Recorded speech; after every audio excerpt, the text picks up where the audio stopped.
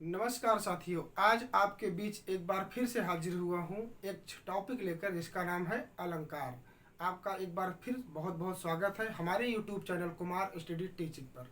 ठीक, जिसके पहले जैसा कि आप देखेंगे कि हमारे प्ले लिस्ट में हम कई वीडियो हिंदी के बना चुके हैं। आप जाके देखेंगे तो वहाँ पे वीडियो पड़ी हुई है। आज का हमारा टॉपिक है अलंकार। अलंकार को हम देखेंगे कि अलंकार किसे कहते हैं, यह कितने प्रकार का है तथा इसके कितने भेद हैं। तो सबसे पहले आइए देखते हैं अलंकार। अलंकार किसे कहते हैं। सबसे पहले हम अलंकार को जानेंगे, अलंकार किसे कहते हैं। तो जिस प्रकार से मनुष्य अपनी शोभा बढ़ाने के लिए उपकरणों का प्रयोग करता है। मनुष्य अपनी शोभा बढ़ाने के लिए उपकरण का प्रयोग करता है, जैसे आभूषण हो गए, तो उसे अलंकार कहते हैं। ठीक है ना। उसी प्रकार से काव्य की शोभा बढ़ाने के लिए जिन चीज़ों का प्रयोग किया जाता है उसे अलंकार कहते हैं। ठीक, मनुष्य दिखने में, सुनने में, या जो चीज़ें होती हैं अच्छी चीज़, अच्छा दिखने के लिए जब जिस चीज़ का प्रयोग करता है वो हमारे आभूषण है। उसी प्रकार से हमारे काव्य की शोभा बढ़ाने के लिए जिन चीज़ों का प्रयोग किया जाता है उसे अलंकार कहते हैं। ठीक है, उसे अलंकार कहते हैं। ठीक, ये हमारी परिभाषा हो गई। अब इसको हम थोड़ा फैक्टुअल चीज़ें समझते हैं। अलंकार जो होता है, अलंकार अलम धातु से बना हुआ। ठीक है, किस धातु से बना हुआ है? अलम धातु से बना हुआ है। अलंकार का अर्थ आभूषण से लगाया जाता है, चाहे वो जैसे हो, चाहे आभूषण हो। आभूषण जैसे हम सभी, चाहे मनुष्य में, चाहे स्त्री हो, चाहे पुरुष हो, आभूषण का प्रयोग करते हैं। अलंकार का अर्थ आभूषण से लगाया जाता है। ठीक है ना। अलंकार के प्रवर्तक जो है भामह माने जाते हैं। अलंकार के प्रवर्तक कौन माने जाते हैं? भामह माने जाते हैं। ठीक है ना। इनका एक ग्रंथ है काव्यालंकार, जिसमें इन्होंने एक बात लिखी है अलंकार के बारे में। न कांतमपि विभूषणम विभात वनिता मुखम। ठीक, इसका अर्थ इन्होंने बताया है कि जिस प्रकार से, इसका अर्थ है जिस प्रकार से एक सुंदर स्त्री की शोभा बगैर अलंकार, बगैर उपकरण के नहीं हो सकती, उसी प्रकार से काव्य की शोभा भी बगैर अलंकार के नहीं हो सकती है। ठीक है ना। जैसे मनुष्य की शोभा, अगर शादियों में चले जाइए, अगर कोई महिलाएं भाई साहब वहाँ पे आ जाएं, ऐसी महिलाएं बगैर मेकअप के आ जाएं, तो शादी वाले भी सोचेंगे भाई कहाँ हम आ गए हैं। अगर पुरुषों की तरह डायरेक्ट पहुंच जाए बस मुंह धुल के, तो एकदम समझिए क्या हो जाए फिर। चलिए आइए आते हैं अलंकार के भेद। अलंकार के मुख्य रूप से दो भेद होते हैं। पहला है शब्दालंकार, दूसरा है अर्थालंकार।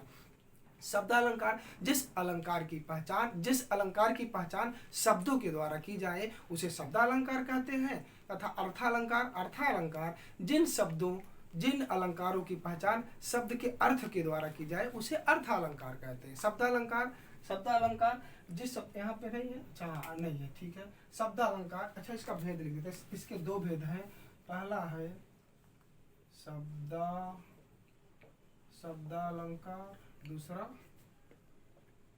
अर्थालंकार। ठीक है, ये हमारा हो गया शब्दालंकार और अर्थालंकार। ठीक, शब्दालंकार जिस शब्दालंकार एक बार हम बता चुके हैं। शब्दालंकार जब काव्य की शोभा बढ़ाने के लिए, या जिस अलंकार की शोभा शब्दों के द्वारा बढ़े उसे शब्दालंकार, तथा जिस काव्य की शोभा अर्थों के द्वारा बढ़े, अर्थों के द्वारा भी उदाहरण से समझेंगे ज्यादा समझ में आएगा, उसे अर्थालंकार कहते हैं। आइए अब चलते हैं इसके भेद के। देखिए शब्दालंकार आज हम सबसे पहले देखेंगे। शब्दालंकार इसके अंतर्गत अनुप्रास, यमक, श्लेष, क्रोति, पुनरोक्ति आदि अलंकार आते हैं। ठीक है, इसको हम एक एक करके बारी बारी से देखेंगे। ठीक है। अच्छा हाँ, अर्थालंकार के अंतर्गत क्या आते हैं? उपमा, रूपक, उत्प्रेक्षा, भ्रांतिमान, संदेह, अतिशयोक्ति, असंगत, दृष्टांत जैसे अलंकार आते हैं। इनमें से जो मुख्य है आज हम उनको देखेंगे। मुख्य सबसे पहले हम देखेंगे अनुप्रास। अनुप्रास अलंकार का मतलब है जिस यहाँ पे है अनुप्रास, जब वर्णों की आवृत्ति, जिस अलंकार में वर्णों की आवृत्ति बार बार हो, वहां पे अनुप्रास अलंकार होता है। जैसे तरन, तरुजा, तट, तमाल, तरुअर, बहुछाय। ठीक, देखिए यहाँ पे उन्हें लिखा भी हूँ तरन तनु, देखिए इसमें तरन तनुजा, ये है तरन तनुजा, तट, तमाल, तरुअर। तो इसमें क्या है? जब वर्णों की आवृत्ति बार बार हो तो उसे क्या कहते हैं? उसे क्या कहते हैं, अनुप्रास अलंकार कहते हैं। अच्छा, एक चीज और ध्यान रखिएगा, यहाँ पे लिखा हुआ है लेकिन यहाँ लिख लेते हैं, अनुप्रास अलंकार के मुख्य रूप से 5 भेद माने गए हैं, ठीक है ना। भेदों के नाम यहाँ पे लिखा हुआ है। इसकी आवृत्ति, अनुप्रास अलंकार जब वर्णों की आवृत्ति जहाँ पे बार बार हो ना, देखिए कितनी बार आया वर्ण, शब्द नहीं, ध्यान देना है, शब्द पे नहीं जाना है, शब्द पर नहीं जाना है, वर्ण पर जाना है। जैसे ये त त त त त त, ठीक है ना, ये हो गए हमारे, ठीक। अब देखेंगे अनुप्रास अलंकार के भेद, इसके 5 भेद हैं, 5 भेद। पहला छेकानुप्रास, वृत्तानुप्रास, लटानुप्रास, वृत्तानुप्रास, अंत्य। अच्छा ठीक है, ये भेद जो है, देखिए उसकी परिभाषा तो हम अगर समझ गए कि परिभाषा का मतलब है कि जो दोहा दिया रहेगा उसमें वर्णों की आवृत्ति बार बार होगी, तो जो इसके भेद है ना वो वर्ण के इर्द गिर्द ही आएंगे। जैसे किसी वर्ण, किसी दोहे में जो आए बार बार वर्ण आ जाए, लास्ट वाला वर्ण मैच कर जाए, बीच वाला मैच कर जाए, तो जो भेद है इसी के अंतर्गत रहेंगे, भेद कहीं अलग से नहीं आने वाली है। जैसे देखिए छेकानुप्रास, इसका एक ही वर्ण की आवृत्ति बार बार, ठीक, एक ही वर्ण की। वृत्तानुप्रास, एक वर्ण जो है एक से अधिक बार आए, मतलब एक ही वर्ण एक से अधिक बार आए, ठीक, एक वर्ण, ठीक। उसके बाद है लटानुप्रास, वाक्य ही 2 बार आ जाए, मतलब वाक्य मतलब होता है लड़का ही लड़का है ना, जैसे लड़का ही लड़का है, ये तो पूरा वाक्य है ना, लड़का ही लड़का है, तो ये इसके अंतर्गत आ जाएगा, छेका किसके अंतर्गत, लटानुप्रास के अंतर्गत। इसके एक और उदाहरण, आपको बहुत शानदार उदाहरण मैं बताने जा रहा हूँ इसके अंतर्गत। जैसे मान लो लड़का तो लड़का ही है, लड़का तो लड़का ही है, तो ये आएगा, ठीक है। वृत्तानुप्रास मतलब अंतिम वर्ण की आवृत्ति हो जाए, ठीक है, और अंत्यानुप्रास मतलब अंत में समान आए, ठीक। ये हो गया हमारा कौन सा अनुप्रास, अनुप्रास अलंकार, ठीक है। अब हम चलेंगे अगले वीडियो, अगले जो है अलंकार पे, अगले अलंकार पे चलेंगे, जिसका नाम है, ये आपको समझ आ गया है ना। अनुप्रास का मतलब हुआ, अनुप्रास का मतलब क्या हुआ कि जो जिसमें वर्णों की आवृत्ति हो रही है, ठीक है, अनुप्रास का मतलब हुआ। अब इसी में हम देख लेते हैं, इसी के जैसा एक यमक है, यमक, ठीक है, यमक देखेंगे, यमक में इसी में हम देख लेते हैं, यमक में जो होता है, यमक में क्या होता है, यमक में होता है जब यमक में क्या होता है, देखिए यहाँ पे शब्दों की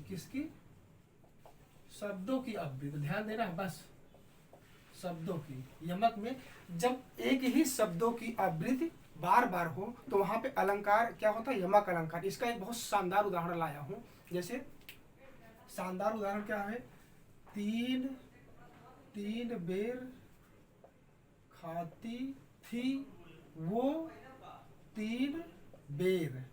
देखिए यहाँ पे देखिए 3 बेर है, यहाँ 3 बेर, 3 बेर समान आया है, लेकिन इसमें कहने का तात्पर्य क्या है कि जैसे इसकी एक कहानी है, जब कहानी बताएंगे तब समझ में आएगा। जब इस यहाँ पे होता है मुगल वंश, मुगल का चल रहा होता है मुगल वंश, तभी शिवाजी के आक्रमण होते हैं। तो जब शिवाजी के आक्रमण होते हैं तो सभी जो है मुगल वंश के जो है वहाँ की औरतें भी, औरतों के लिए खास तौर पे इधर उधर भागते हैं, भटकते रहते हैं। तो भटकते रहते हैं तो उसमें होता क्या है कि जो रानियां 3 बार खाती थी, कितनी बार, 3 बार, खाना मतलब वही भोजन, बैठ के खाना रहता था, सारा दिन खाते ही रहो, 3 बार खाती थी, 3 बार खाने के रहता सारा दिन खाते ही रहना, बैठ के खाना कोई काम तो है नहीं। अब 3 बार जो खाती थी, जब आतंक आया तो 3 बेर, बेर को और क्या बोलते हैं, बेर खाने वाला होता है, अभी गर्मी के सीजन में आने वाला है बेर, इसको और कुछ बोलते हैं क्या, वही बेर ही है, समझिए बेर, 3 बेर ही है, उसे जो बोलते थे वही होता है, ठीक है ना। तो समझ में, 3 बेर खाती थी वो 3 बेर, देखिए शब्द तो वही आया, जो शब्द वही है, लेकिन अर्थ बदल गया ना। तो यहाँ पे बाहर आया, मतलब अब बार, कितनी बार खाती थी, और यहाँ पे क्या आ गया कि कितनी बेर खाती, कितनी बार खाती है, ठीक है। अब इसके बाद हम देखेंगे,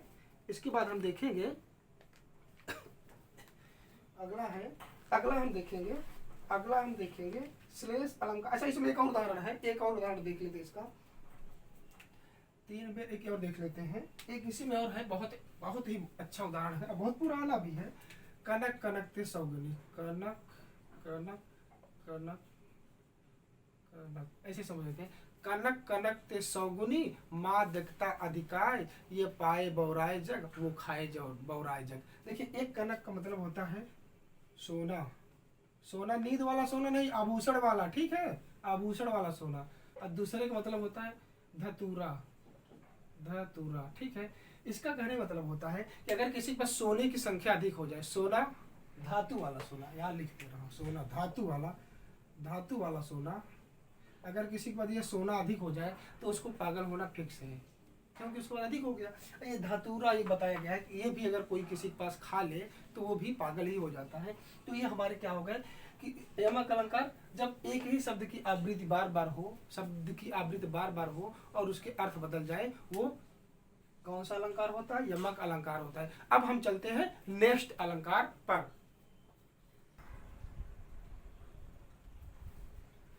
हम तीसरा नंबर देखेंगे श्लेष अलंकार, ठीक है ना।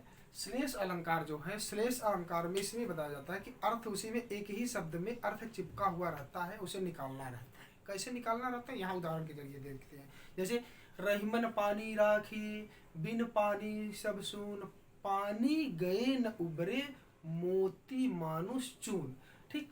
मोती मानुष चून मतलब ये मोती जो है, जैसे मोती का मतलब मान लीजिए मोती ही होता है, ठीक। मानुष मतलब मान लीजिए मनुष्य, मनुष्य की सभ्यता आचरण से लगाया जा सकता है, ठीक। चून मतलब जो होता है एक तरह से चून या चूना, पान वाला चूना, खाई के पान बनारस वाला, इसको, ठीक है ना। इसको ध्यान दीजिए, चिपका हुआ, इसलिए कहा गया रहीमन पानी राखिए बिन पानी सब सून। देखिए रहीमन पानी राखिए बिन पानी सब, पहले पानी के जो अर्थ है वो मोती माना जा गया है। किसका माना? मोती, मोती माना गया। क्या माना गया है? मोती। और दूसरे पानी का अर्थ मानुष। अब इसको समझते हैं। इसमें कहा गया है कि जो मनुष्य जो होता है, जो पानी है, मान लीजिए पानी को हमेशा उसको बचा कर रखना चाहिए। मतलब ऐसे कुछ बताया गया है कि जैसे पानी की अगर हम बात करें तो इसमें अगर मोती के साथ, अगर वो मोती के साथ आता है ना और उस चमका देता है, ठीक। अगर मान लीजिए मनुष्य मतलब पानी की बात अगर मनुष्य और सभ्यता के साथ बात की जाए तो उसमें कहा गया है कि